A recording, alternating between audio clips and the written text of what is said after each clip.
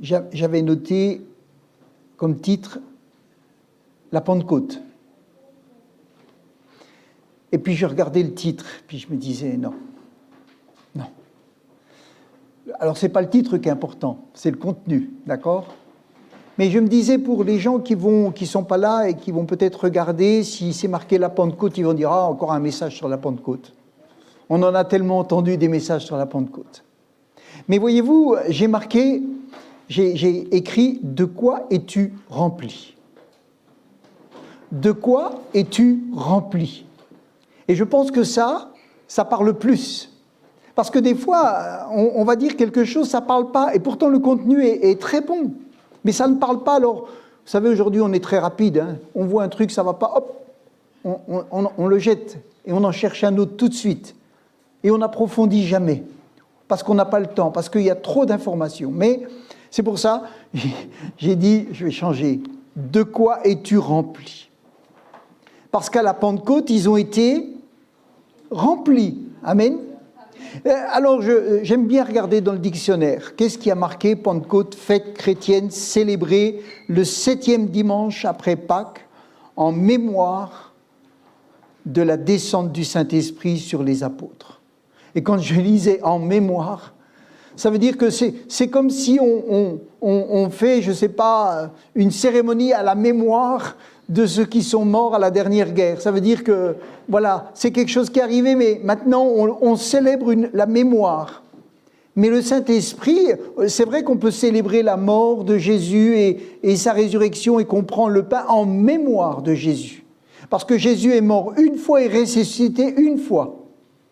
Mais le Saint-Esprit, il a été donné à la Pentecôte, mais il continue d'être donné au fur et à mesure des siècles à tous ceux qui croient et qui le demandent. Amen. Parce que le Saint-Esprit, le baptême du Saint-Esprit est un don de Dieu. Amen. Le Saint-Esprit, c'est quelque chose qui nous est donné à notre conversion. Mais le don du Saint-Esprit, le baptême du Saint-Esprit, c'est quelque chose qui est donné après ou quelquefois en même temps. Mais c'est deux choses différentes. Alors, dans Actes chapitre 2, au verset 1, dans la version seconde, la chose qui est dit déjà, qu'on connaît, il est dit dans Acte 2, verset 1, « Le jour de la Pentecôte, et ils étaient tous ensemble dans le même lieu. » Oui ou non ? Oui, c'est ce qui est marqué, le jour de la Pentecôte. Alors on pourrait se dire, c'est la fête. Parce que c'est la fête, ils sont tous réunis. C'est un jour spécial. C'est une fête. L'autre jour, on a eu un mariage et il y a plein de gens qui étaient réunis pour un événement. La Pentecôte, vous savez, pour les Juifs, c'était pas rien. C'était un événement extraordinaire. C'était vraiment quelque chose de grand. Mais pourquoi étaient-ils tous ensemble ce jour-là ? Parce qu'ils avaient cette habitude d'être ensemble. Pas simplement parce que c'était la Pentecôte, parce qu'ils avaient l'habitude d'être ensemble, parce qu'ils ont gardé cette habitude dès l'ascension de Jésus, et même ils avaient l'habitude avant ils se réunissaient, on va le voir, et c'est important, ils ne se sont pas réunis pour cette promesse que Jésus leur a donnée. Ils ne se sont pas réunis à cause de cette promesse. Ils se sont réunis parce qu'ils avaient l'habitude de se réunir. Et ça change beaucoup de choses. Parce qu'on peut vouloir se réunir pour un événement précis. Et puis quand l'événement est passé, on ne se réunit plus. Mais eux, ils avaient une habitude, c'était de se réunir. Si on lit dans Actes chapitre 1, au verset 3, dans Parole vivante. Acte 1, verset 3, il est dit « Depuis le temps de sa passion et de sa mort, il leur avait donné des preuves nombreuses et convaincantes de sa résurrection. Pendant 40 jours, en maintes circonstances, il leur était apparu vivant et leur avait parlé de la manière dont Dieu établirait son règne. Vous vous rendez compte, entre le moment où Jésus ressuscite et le jour où ils vont faire un pique-nique avec Jésus sur le mont des Oliviers, il se passe 40 jours. Pendant 40 jours, Jésus s'est montré une fois à 500, il s'est montré aux apôtres, il s'est montré à droite à gauche, il s'est montré ressuscité. Ça a marqué les esprits, ça a marqué les cœurs. Parce que pendant 3 jours, ils ont pleuré la mort de Jésus. Et pendant 40 jours, Jésus s'est montré. Or, il est dit au verset 4, « Or, un jour, au cours d'un repas, qu'il prit avec eux, il leur recommanda de ne pas quitter Jérusalem, mais d'y attendre ensemble que son Père leur accorde le cadeau qui leur était promis. » Donc ça, c'est au bout du 40e jour, ils sont réunis avec Jésus, et Jésus leur dit, « Moi, je vous recommande. » Il ne les oblige pas, et il leur recommande de rester à Jérusalem. Il ne leur dit même pas de se réunir, parce que ça, c'était quelque chose qui était acquis pour eux. Il leur recommande d'attendre ensemble que le Père leur accorde le cadeau qu'il leur avait promis. « C'est le don que je vous ai moi-même annoncé, leur dit-il. Car, rappelez-vous, Jean a baptisé en immergeant dans l'eau. » Immergeant. Mais vous, dans peu de jours, c'est dans le Saint-Esprit que vous serez baptisés. Amen. C'est dans le Saint-Esprit. Alors vous savez, chez les évangéliques, quand on baptise, on immerge les gens. Ou c'est dans la rivière, ou c'est dans un baptistère, enfin en fonction des endroits. Les gens sont immergés, c'est-à-dire complètement. Et on leur demande juste de fermer la bouche et on leur pince le nez pour pas que l'eau elle rentre à l'intérieur. Mais ils sont immergés. Et là, il est dit, vous avez été immergés dans l'eau, mais maintenant vous allez être immergés dans le Saint-Esprit. C'est quelque chose. C'est pas simplement une petite pluie comme ça, c'est immergé dans le Saint-Esprit. C'est-à-dire, il va se passer quelque chose, le Saint-Esprit va être là, et vous allez tous tomber dans un bac, en quelque sorte, ou dans une baignoire, ou dans une piscine, et vous allez être immergés dans le Saint-Esprit. C'est quelque chose qu'on ne connaît pas sur Terre. On connaît l'eau, il y en a, vous savez, ils font des bains dans l'eau, il y en a, c'est dans la boue, dans l'eau salée, mais là, c'est baigné dans le Saint-Esprit. Jamais c'était arrivé. Et voyez-vous, ce qui change, c'est que le Saint-Esprit n'est pas simplement à l'extérieur, mais à l'intérieur. Ça veut dire que ce n'est pas les poumons qui vont être remplis, parce que là, il faudrait les secouristes. Mais c'est tout votre être intérieur. Amen. C'est-à-dire rempli, immergé. Et je pensais, vous savez, quand vous prenez un verre, et puis vous le mettez dans l'eau, si vous le mettez à l'envers, vous avez déjà fait l'expérience, l'eau ne rentre pas. Mais comme le Saint-Esprit, il nous secoue, on ne peut pas rester comme ça. Alors on va faire comme ça, boum, l'eau elle va rentrer. Et si l'eau rentre, tout ce qui est dedans ressort. Amen. Donc ce que je voulais vous dire, c'est, il est dit au verset 8, « Mais bientôt le Saint-Esprit descendra sur vous, vous revêtira de force pour vous rendre capable d'être témoin à Jérusalem, à travers toute la Judée et la Samarie, et jusqu'aux extrémités de la terre. » Après avoir entendu, verset 9, entendu ces mots, ils virent subitement s'élever dans les airs Jésus. Jésus leur dit ça, puis d'un seul coup, ils le voient. Il part. Alors il lève les yeux, il le regarde, et il est dit, un nuage l'enveloppa et le cacha à leurs yeux. Et ils étaient là, ils voient Jésus partir. Et Jésus venait de leur dire, vous allez être remplis, vous allez être immergés, et vous serez revêtus de la puissance pour être capables d'être des témoins. Et ils le voient partir. Et puis, 2 anges sont envoyés au verset 11, je fais rapide. Il est dit, Jean de Galilée, leur dit-il, pourquoi restez-vous ainsi, les yeux fixés vers le ciel? Ce même Jésus qui vient de disparaître du milieu de vous, pour être enlevé au ciel, en redescendra un jour de la même manière. Il reviendra de la même manière. Amen. Quelle belle promesse, quelle belle promesse. Alors il est dit au verset 12, alors les apôtres quittèrent la colline appelée Mont des Oliviers, située à environ 1 kilomètre de Jérusalem, et rentrèrent en ville.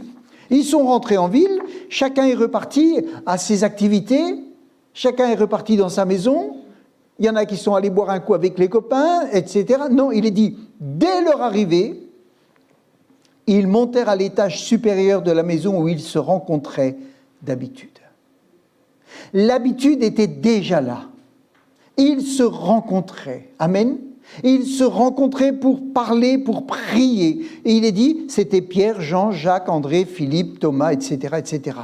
Et il est dit au verset 14, d'un commun accord, ils se retrouvaient régulièrement tous ensemble pour prier. Amen. Ça, c'était avant la Pentecôte. On est d'accord? C'était avant la Pentecôte.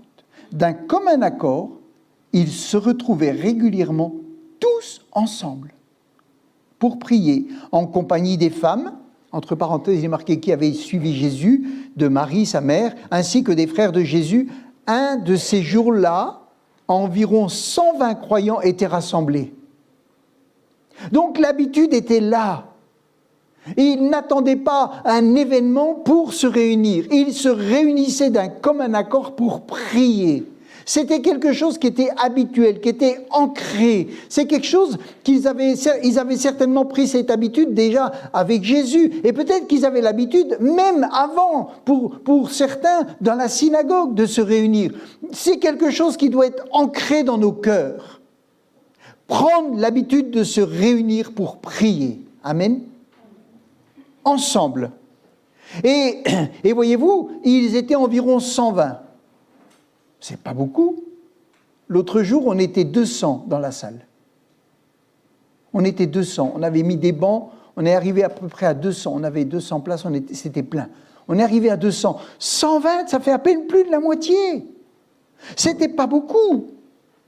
Pierre, et il est dit une chose que j'ai relevée en relisant tout ce passage. Il est dit, Pierre se leva au milieu d'eux. Et il a commencé à parler, à prêcher quelque chose, parce qu'il leur manquait un apôtre. Et pourquoi je vous dis ça? Vous allez dire, mais il devait parler de la Pentecôte. Pourquoi je vous dis ça? Mais il y a une raison précise. Il est dit, Pierre s'est levé au milieu de ses frères avant la Pentecôte pour leur parler. Parce que souvent on dit, quand Pierre a été baptisé du Saint-Esprit, alors c'est à ce moment-là qu'il s'est mis à parler et qu'il a pris de l'assurance. Faux. Il a pris de l'assurance avant le baptême du Saint-Esprit. Parce que là, c'était avant. Il s'est levé et il a parlé et ils avaient un problème, c'est qu'il leur manquait un apôtre. Et il fallait en désigner quelqu'un. Et il s'est levé au milieu de ses frères et il a parlé. Pourquoi? Ça veut dire qu'il avait trouvé son assurance avant la Pentecôte. N'attendez pas le baptême du Saint-Esprit pour trouver de l'assurance. L'assurance, vous la trouvez avec le Seigneur, vous la trouvez dans la communion avec le Seigneur. Vous trouvez de l'assurance. Il est dit, il avait été rétabli et pardonné par le Christ quand il l'a rencontré au bord de l'eau. Vous savez, je cherchais tout à l'heure le passage, je ne sais pas si je vais le retrouver tout de suite. Je ne l'ai peut-être pas. Bon. Il est dit que quand...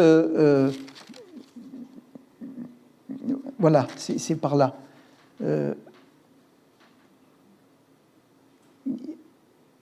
Voilà, c'est quand Pierre a renié Jésus 3 fois. Une fois... Tout de suite après, une deuxième fois, et 1 heure après, une 3e fois. Ça lui a laissé le temps de réfléchir. 1 heure après.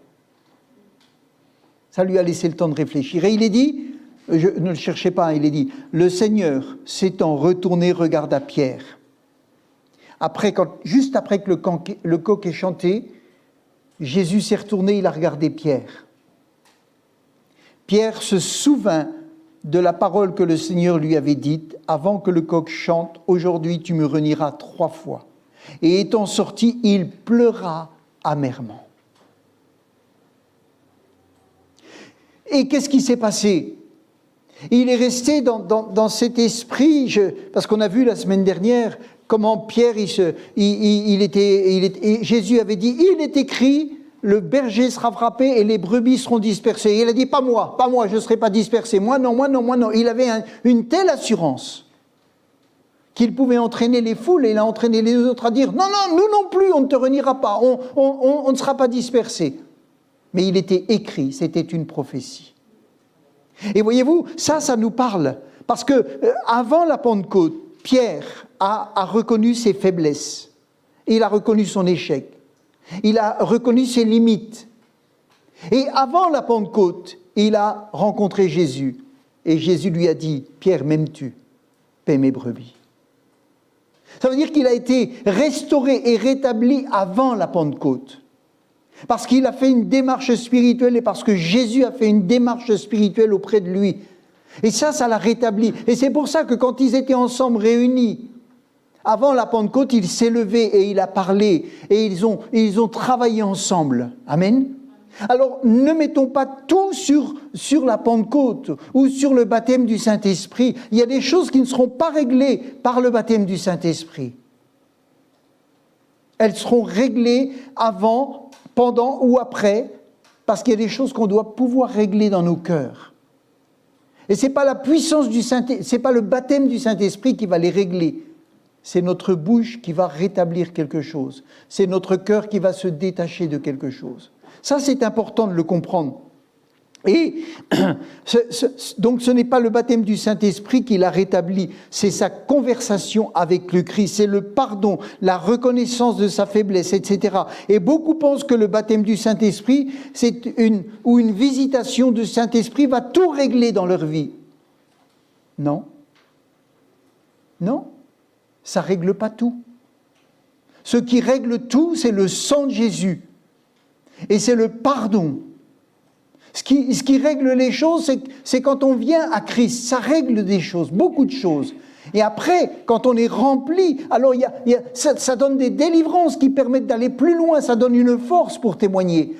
Beaucoup de choses peuvent vraiment changer avec le baptême du Saint-Esprit. Pierre, effectivement, il s'est levé. Il était tellement rempli, parce qu'il est dit, rempli du Saint-Esprit. Et c'est quand il a été rempli du Saint-Esprit, qu'il a eu une force, et qu'ils ont une force pour témoigner, ils ont une force pour résister. Le premier grand changement dans le cœur de Pierre s'est fait quand le coq a chanté et qu'il a compris ses limites. Le deuxième grand changement, c'est quand Jésus l'a rétabli, je l'ai dit. Et donc je reviens maintenant au 40e jour.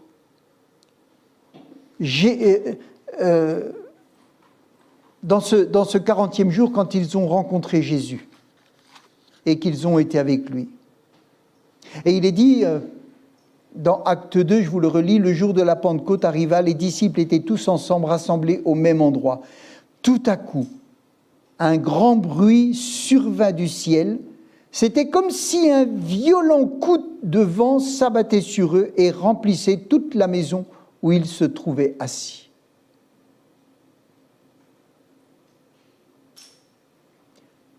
Jésus avait dit, ils se sont réunis pendant 10 jours.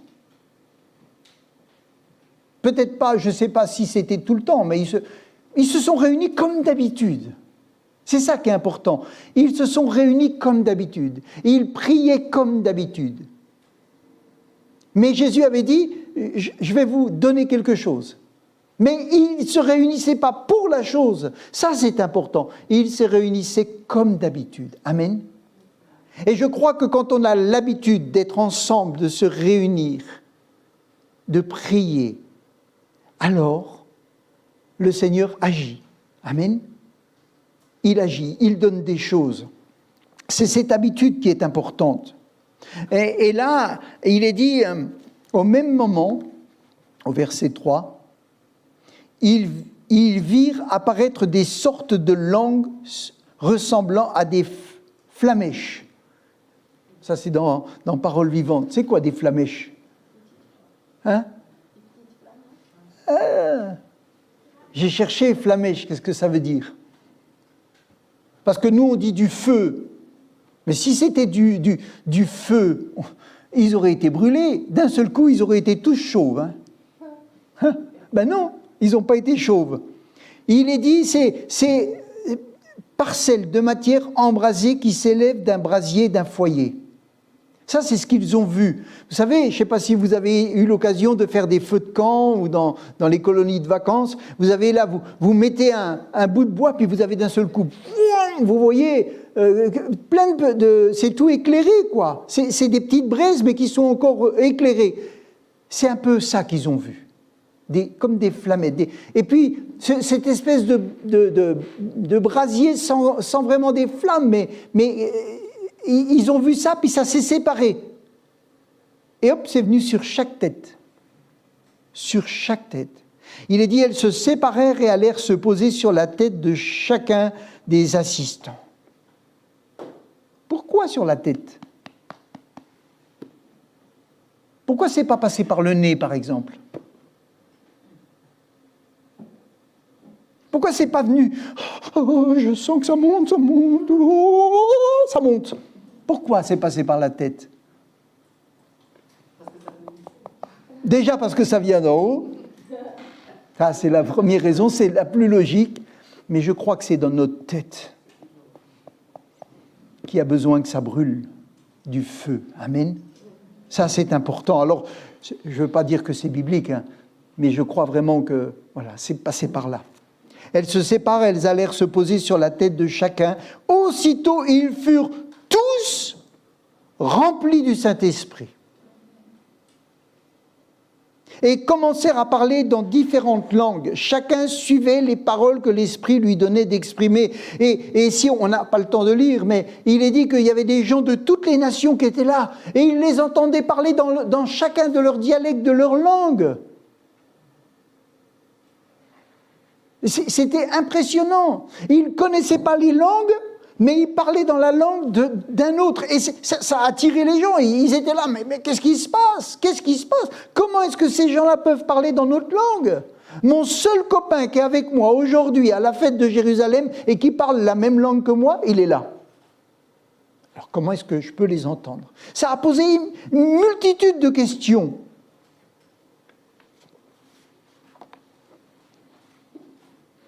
Et puis après, eh bien, comme ils étaient remplis, ça a été le baptême. Mais après, il est dit, tout le livre des Actes, il est dit rempli du Saint-Esprit, rempli du Saint-Esprit, rempli du Saint-Esprit, il a là, rempli du Saint-Esprit, il parla, rempli du Saint-Esprit, il pria, etc., etc. Donc, en fait, c'est le fait d'être rempli qui donne cette force, c'est comme cette onction. Et ce fut le top départ en masse de nouvelles âmes qui se sont converties. Alors si on revient en arrière, Jésus leur a demandé de rester confinés à Jérusalem afin d'être présents le jour où l'Esprit leur serait donné. Et vous voyez, j'ai une petite remarque que je ne peux pas m'en empêcher. Nous avons vécu un confinement. Jésus leur dit en quelque sorte, restez confinés à Jérusalem. Parce qu'après, vous savez, plus tard, ils vont rester là encore un temps, puis après, il va y avoir la persécution, puis après, tous ceux qui vont se convertir, parce que les 3000 qui se sont convertis, ils n'habitaient pas à Jérusalem, ils habitaient partout. Et quand ils sont partis à la fin de la fête, ils ont pris l'avion, ils ont pris le train, et ils ont pris leur trottinette, etc., et ils sont partis. Vous savez, là, il y a la fête de la Pentecôte, tout le monde est réuni. Mais après, tout le monde repart. Il y en a qui habitent dans les villages, de Besançon, de partout. Ils sont repartis. Mais ils sont repartis avec un baptême d'eau, certains avec un baptême du Saint-Esprit, et avec le message de Jésus. Et ils l'ont répandu. Mais là, ils leur disent, et Jésus leur dit, restez en gros confinés encore un temps. Mais voyez-vous, nous, on a vécu un confinement il y a 2 ans, je crois. Et il y a des gens, ils sont toujours confinés. Ils sortent pour manger, ils sortent pour travailler, mais ils ne sortent plus pour louer Dieu ensemble. Le confinement, il n'a pas duré longtemps, là. Hein. Il a duré quelques jours.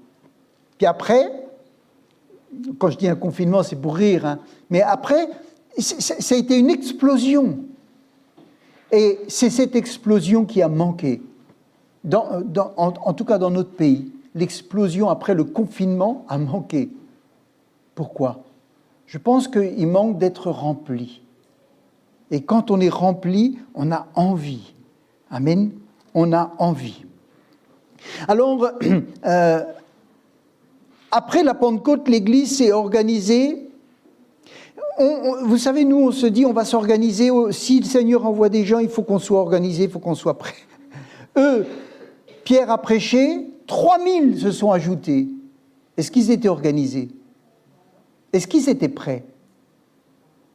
Est-ce qu'ils avaient préparé des salles pour enseigner les enfants ? Non. Est-ce qu'ils avaient prévu tout ce qui allait arriver avec ces 3000 ? Parce que 3000, c'est ça, il faut comprendre. Alors les 3000 ne sont pas restés là, mais les 3000 ont eu besoin d'être enseignés, les 3000 ont eu besoin d'être suivis, et ils étaient débordés. Mais parce qu'ils étaient remplis du Saint-Esprit et dirigés par le Saint-Esprit, ils ont pu assumer ce qui était quelque chose de surnaturel. Amen. Parce que c'est du surnaturel. Et quand on est devant des situations surnaturelles, il nous faut une onction surnaturelle. Dans le naturel, vous aurez toujours des gens intelligents, avec la sagesse, avec les compétences. Ils sont là, ils seront là. Mais dès qu'on passe au surnaturel, ils peuvent se trouver incompétents. Parce qu'il faut une compétence surnaturelle pour gérer des événements surnaturels. Vous avez des gens qui sont arrivés avec des problèmes, des gens qui sont arrivés avec des liens, il y a des gens qui sont arrivés avec des situations de péché importantes, et même s'ils avaient donné leur vie au Seigneur, même s'ils étaient pardonnés, toutes ces habitudes devaient changer. Avec le baptême du Saint-Esprit, il y a la puissance. Amen. Dans l'action, il y aura la puissance. Alléluia. Pierre a prêché.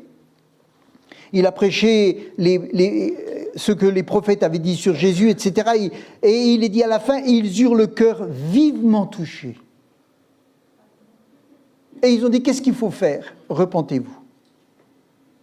Et vous recevrez la promesse.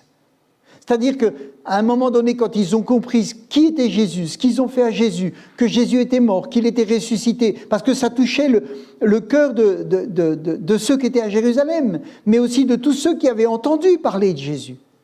Et ils ont eu le cœur vivement touché. Et il est dit, ceux qui acceptèrent sa parole furent baptisés, et en ce jour, le nombre des disciples augmenta d'environ 3000 âmes. Et il est dit, après au verset 42, ils persévéraient dans l'enseignement des apôtres. Amen. C'est-à-dire qu'avant, ils persévéraient ensemble, ceux qui connaissaient Jésus. Mais après, tous ceux qui ne connaissaient pas sont tout de suite rentrés dans l'habitude de l'Église, ou dans l'habitude des apôtres et de ceux qui se réunissaient, parce qu'on ne peut encore pas parler d'Église, mais on peut parler de ceux qui se réunissaient. Et ils leur ont dit, écoutez, vous avez besoin de recevoir la parole, vous avez besoin de partager, vous avez besoin d'être ensemble avec les autres. Et il est dit, ils persévéraient dans l'enseignement des apôtres, dans la communion fraternelle, dans la fraction du pain et dans les prières. Donc, d'un seul coup, il y a 3000 personnes qui vont devoir se greffer ou s'organiser pour se réunir, recevoir des enseignements, prier ensemble, avoir une communion fraternelle, etc. C'était un drôle de défi. Mais ça a marché. Et il est dit, la crainte s'emparait de chacun et il se faisait beaucoup de miracles, de prodiges, par la main de miracles par les apôtres. Tous ceux qui croyaient étaient dans un même lieu et ils avaient tout en commun. Amen. Ils étaient dans un même lieu. Plus tard, ils ont créé des églises de maison, parce que si ça augmente, il faut des églises de maison, il faut des cellules de prière, il faut des endroits où ils sont enseignés. Mais la base, c'est d'être ensemble, de prier et de voir Dieu agir. Il est dit au verset 46, ils étaient chaque jour tous ensemble assidus au temple. Ils rompaient le pain dans les maisons. Ils prenaient leur nourriture avec joie. Ils louaient Dieu, trouvant grâce auprès de tout le peuple. Amen. Tout de suite, vous savez, quand quelqu'un vient au Seigneur, il faut que tout de suite il prenne des bonnes habitudes. Tout de suite. Il y a des gens, ils trouvent le Seigneur et puis, de notre faute, des fois, parce qu'on ne les suit pas assez. Parce qu'on dit, voilà, suis le Seigneur, etc., viens, etc. Mais il y a des gens, ils repartent dans la nature. Le Seigneur, il est dit, ajoutez chaque jour à l'Église ceux qui étaient sauvés. Et maintenant, un deuxième point rapide, c'est ce terme, rempli du Saint-Esprit. Amen. Il y a eu baptisé du Saint-Esprit, puis après c'était rempli. Chaque fois, c'est le mot rempli. C'était pas baptisé. Ceux qui ont été baptisés, ils ont été baptisés. Si vous êtes baptisé dans l'eau une fois, ça suffit. Bon, certains ont voulu, parce qu'on les a baptisés, presque, il faut que tu sois baptisé. Ok, bon, mais ce n'était pas leur choix. Mais si vous êtes baptisé, c'est fait. Mais après, ils avaient besoin d'être remplis. Amen. Remplis. Alors, il est dit, ensuite, par exemple, alors Pierre rempli du Saint-Esprit. Et puis, par exemple, Étienne, mais Étienne rempli du Saint-Esprit. Leur force, elle était là. C'est qu'ils étaient remplis du Saint-Esprit pour être à l'action. Le Saint-Esprit est toujours là pour honorer la foi. Jésus est là pour honorer la foi. Mais Étienne rempli du Saint-Esprit. Par exemple, dans Acte 13, ne le cherchez pas. Alors Saul, appelé aussi Paul, rempli du Saint-Esprit, fixa les regards sur lui. Je crois qu'il était dans une salle et il a vu quelqu'un qui était malade, handicapé, qui croyait. Et il a été guéri. Amen. Rempli du Saint-Esprit. Mais on peut être rempli de plein de choses. Par exemple, il est parlé d'Ananias. Ananias, pourquoi Satan a-t-il rempli ton cœur ? Ça veut dire que l'intérieur, il peut être rempli de beaucoup de choses. Et notre défi à nous tous, c'est de veiller à être remplis du Saint-Esprit. Amen. Pourquoi Satan a-t-il rempli ton cœur au point que tu mentes au Saint-Esprit ? Et Jésus, par exemple, je ne vais pas faire chercher les passages, mais il est dit dans Luc 2, il est dit « Or l'enfant croissait et se fortifiait, il était rempli de sagesse. » Jésus était rempli de sagesse. L'enfant se fortifiait, il était rempli de sagesse. Et puis, quand il est parti dans le désert pour être tenté, il est dit, Jésus rempli du Saint-Esprit revint au Jourdain et il fut conduit par l'Esprit dans le désert. Rempli du Saint-Esprit, il part dans le désert pour être tenté. Beaucoup de choses peuvent remplir notre cœur. Certainement, vous avez déjà fait l'expérience d'être rempli d'autre chose que du Saint-Esprit. Oui ou non ? Oui. L'idéal, c'est quand on est rempli du Saint-Esprit. Là, ça déchire. Là, on est prêt à tout. Là, on aime tout le monde. Si vous êtes visité, rempli du Saint-Esprit, vous aimez tout le monde. Et puis au fur et à mesure que le vase se vide, on commence à moins aimer celui-là. Ou pour celui-là. On commence à avoir une pensée sur l'autre. Et plus le vase est vide, quand je dis vide du Saint-Esprit, plus dans notre tête ça tourne. Plus dans notre tête ça tourne. Et plus dans notre cœur ça remue. Et voyez-vous, on peut être rempli. Daniel, pas Daniel, sur quoi Nebuchadnezzar fut rempli de fureur. Rempli de fureur. Quand ils ne se sont pas prosternés, il a été rempli de fureur. Dans les psaumes, il est dit, car il n'y a point de sincérité dans leur bouche, leur cœur est rempli de malice. C'est pour ça, de quoi sommes-nous remplis? Ça, c'est une question qu'on doit se poser.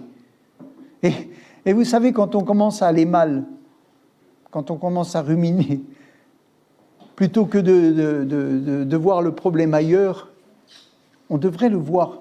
Et je me parle en premier. Hein. Parce qu'autrement, dans la famille, ils vont dire ah, il dit ça au micro, et puis... Non. On devrait se poser la question, de quoi je suis rempli? Ou de quoi je suis en train de me laisser remplir? Et aller chercher plutôt à être rempli du Saint-Esprit. Amen. Vous savez, je crois qu'on est facilement rempli de tout, mais pour être rempli du Saint-Esprit, il faut chercher le Seigneur. C'est pour ça qu'on est si peu rempli, parce que ça nous demande de nous tenir devant le Seigneur, ça nous demande de lire la parole, ça nous demande de chercher la présence de Dieu, ça nous demande, dans certains jours, des fois, de nous réunir, ça nous demande quelque chose. Mais on peut être rempli de plein de choses sans rien faire. C'est ça la différence. Ça, c'est important de le comprendre. Il est dit dans Esther 3, 5, « Et Aman vit que Mardochée ne fléchissait point le genou et ne se prosternait point devant lui, et il fut rempli de fureur. » Son cœur s'est rempli, et vous savez qu'après il a essayé de faire tuer, et c'est lui qui s'y est pris au piège. Il est dit dans Job, « Dieu a brisé mon cœur, le Tout-Puissant m'a rempli d'effroi. » Dans Ézéchiel, il est dit, « Par la grandeur de ton commerce, tu as été rempli de violence. » Et je lisais, vous chercherez, c'est intéressant, le mot « rempli », vous chercherez « rempli ». Et il est parlé du pays. Un pays peut être rempli de violence, il peut être rempli d'idolâtrie, il peut être rempli d'adultère, il peut être rempli... Et quand un pays est rempli de toutes ces choses-là, mais automatiquement, il y a des conséquences. Et vous voyez, la police, elle ne s'en sort plus. Vous voyez, les gouvernements ne s'en sortent plus. Vous voyez, les assistantes sociales ne s'en sortent plus. Plus personne ne s'en sort. Parce que le pays est rempli. Au lieu d'être rempli de Dieu, il est rempli de tout. De tout ce que le mal, de tout ce que Satan envoie. Et alors quand tout le monde est rempli comme ça, il y a des quartiers, ils sont remplis de violence, remplis mais tout ça c'est spirituel derrière. Amen. C'est spirituel. C'est pas que les gens sont des tueurs, c'est qu'il y a un esprit de meurtre qui s'installe. C'est ça. Et vous voyez les gens qui étaient des meurtriers. Il y a des témoignages, je me rappelle de témoignages, il y avait des témoignages extraordinaires de gens qui sont venus avec des pistolets dans les salles. Ils étaient prêts à tuer. Et dès que la prédication était donnée, l'Esprit de Dieu a travaillé. Ils ont posé leurs armes et ils ont été remplis du Saint-Esprit. Ils n'avaient plus envie de tuer, ils avaient envie d'aimer leurs ennemis. Et ils étaient prêts encore à les témoigner à celui qui avait fait du mal. Vous savez, c'est pour ça que la solution n'est pas dans la sagesse humaine. Même si c'est bien de faire tout ce qu'on peut, c'est bien d'éduquer, c'est important tout cela. Et ça limite énormément l'éducation, l'école, tout ça, ça limite. Parce que ce sont des valeurs importantes. Mais ça ne change pas un cœur. Et il est dit encore, j'en prends un ou deux, il est dit, les Juifs voyant la foule furent remplis de jalousie. C'est ça qui les a amenés à vouloir tuer Jésus. Ils étaient remplis de jalousie contre Jésus parce qu'il attirait les gens. Est-ce qu'on a déjà été remplis de jalousie? Remplis peut-être pas. Mais quand je dis remplis, c'est-à-dire que ça... Voilà, c'est peut-être pas au point d'aller tuer, mais rempli de colère, ou rempli de ci ou de ça. Ça peut durer un instant, hein, mais on demande pardon au Seigneur. C'est pas qu'on est rempli et puis qu'on ne peut plus vider le vase, hein, c'est pas ça. Mais on se rend compte que d'un seul coup, boum, ça peut monter. Vous savez, il y a des gens, ils vont dans comment ils s'appellent ceux qui vont dans les grottes là, et spéléologues, ils vont et d'un seul coup, ça se remplit. Ça se remplit.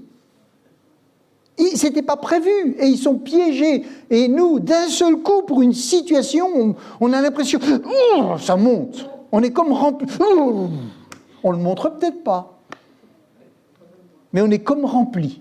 On sent qu'il y a quelque chose qui s'est passé. Et notre sortie, il y a toujours une sortie.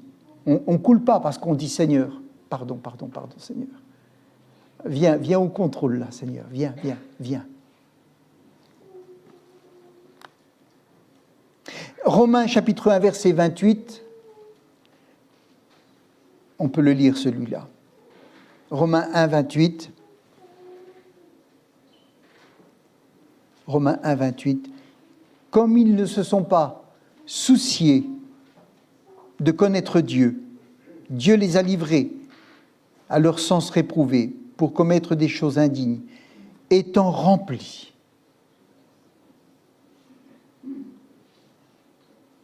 Si vous rencontrez quelqu'un dans la rue ou un ami, à la fin du culte, vous lui dites « Dis donc, de quoi es-tu rempli, toi ?» Moi, j'ai plein d'argent dans mes poches, j'ai mon caddie qui est plein, j'ai un gigot pour midi. Non, mais là, dedans, t'es rempli de quoi ? Qu'est-ce que tu me racontes là ? Non, mais tu sais que tu peux être rempli du Saint-Esprit ou tu peux être rempli. De quoi es-tu rempli ? Non, qu'est-ce qui me fait celui-là ? Étant rempli de toute espèce d'injustice, de méchanceté, de cupidité, de malice, plein d'envie, de meurtre, de querelle, de ruse, de malignité, rapporteurs, médisants, impies, arrogants, hautains, fanfarons, ingénieux au mal, rebelles à leurs parents. Et ils sont remplis de tout un tas de choses qui fait que leur attitude devient explosive, ou elle devient dangereuse, ou elle devient choquante, dépourvue d'intelligence, de loyauté, etc. Il est dit que dans la fin des temps, les gens, ils seront tellement remplis de haine, de confusion, remplis de... Ils iront même dénoncer leurs parents, ou etc. C'est terrible. C'est terrible. Donc, nous devons tester au jour le jour qu'est-ce qui vient remplir notre intérieur. Et ce qui sort de notre bouche témoigne souvent de ce qui est en train de remplir nos cœurs. Donc, on peut se rendre compte personnellement, dans notre façon d'être, qu'est-ce qui est en train de remplir ou qu'est-ce qui essaye de forcer les portes pour remplir. Et la seule alternative, c'est d'être rempli du Seigneur. Quand vous lisez votre Bible, vous sentez, j'ai pas eu beaucoup de temps, mais qu'est-ce que ça m'a fait du bien. J'ai rechargé les batteries. C'est comme si vous aviez rempli de quelque chose de bon, amen, de sain, d'agréable, de clair, de l'eau vive, une source d'eau vive, amen. C'est pas pollué, il n'y a pas d'additif dedans, c'est pur, c'est la parole qui vient, elle vient et elle est là, elle lave, elle fait son travail, amen. Et je crois que si on veillait à être rempli ou à se remplir ou veiller à stopper un remplissage non spirituel, ça nous aiderait beaucoup. Amen. Ça nous aiderait beaucoup.